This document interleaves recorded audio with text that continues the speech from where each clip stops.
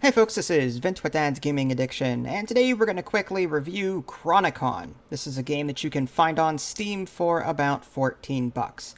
It just left early access, and for those of you that have never heard of it, it's quite similar to Diablo. In fact, it bears a very striking resemblance to Diablo, in the sense that you've got scrolls of town portals that you can open. They're not called that, of course.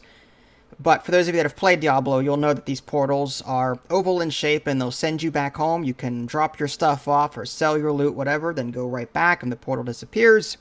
That's similar there. There's a town that you can go to and you can sell items to. You can get gems and socket gems into various pieces of equipment that you have, and so on.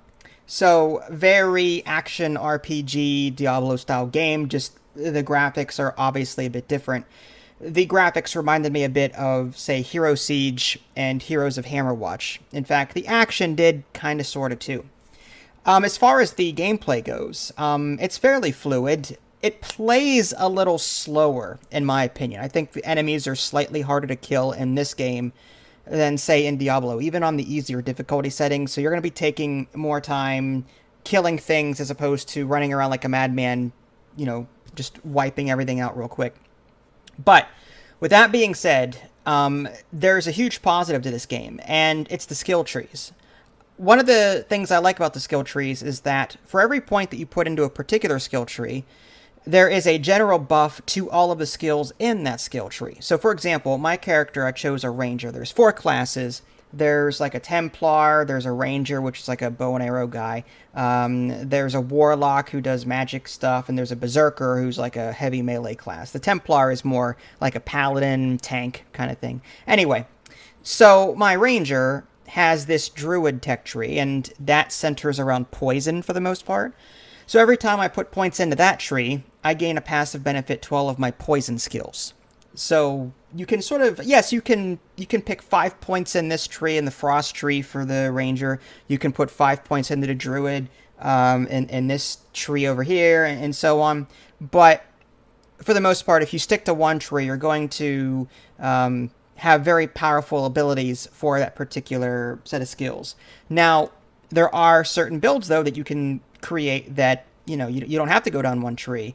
You might combine 75% of this tree with 25% of that tree and have this completely overpowered build that will wreck anything that you come across. I have yet to figure anything out like that. I'm just saying. I'm sure it's there.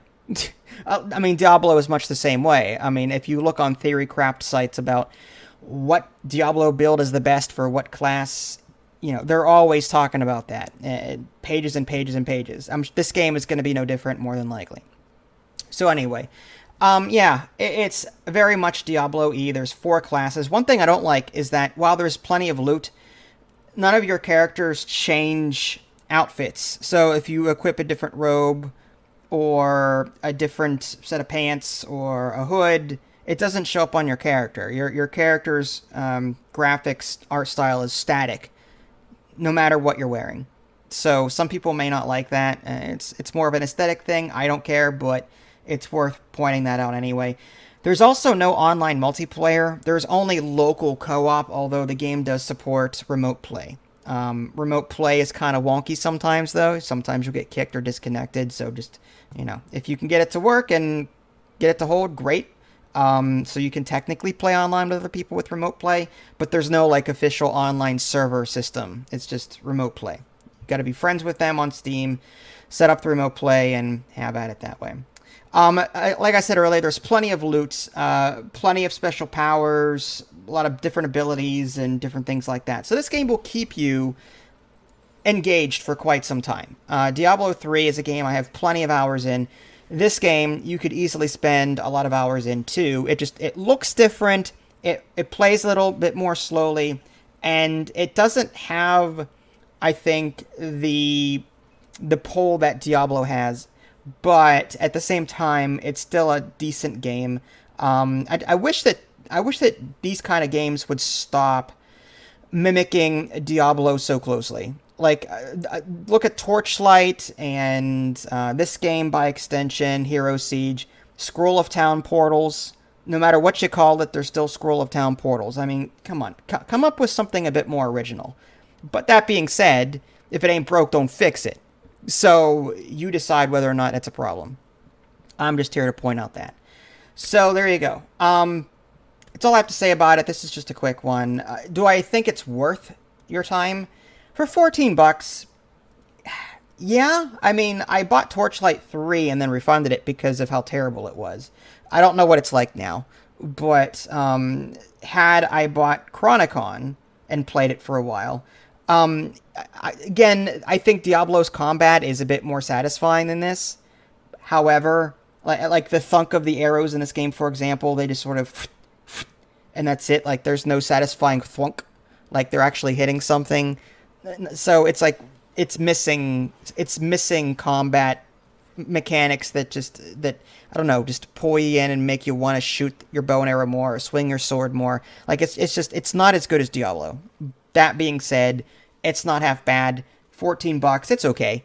There's not a whole lot of, good action RPGs out there. A lot of ones try, but in my experience, I really have yet to come across one other than Diablo and the original Torchlight games like one that really called to me to come back and play more. Yeah, so it's up to you. If you're happy with Diablo and you have no if you're not tired of it, then I'd say keep playing that. But if you're looking for something different and you want something a bit more lighter, with something a bit more cartoony, but you want some similar Diablo mechanics, but you want a whole new tech tree to look at and skill tree to look at, and a little bit of crafting, a little bit of gem socketing and stuff, then you may want to check this one out. If you guys haven't already, subscribe to me on Twitch and YouTube. That way you can stay up to date with any new content I'm going to publish. This is Vince. Thanks for watching, and I'll catch you next time.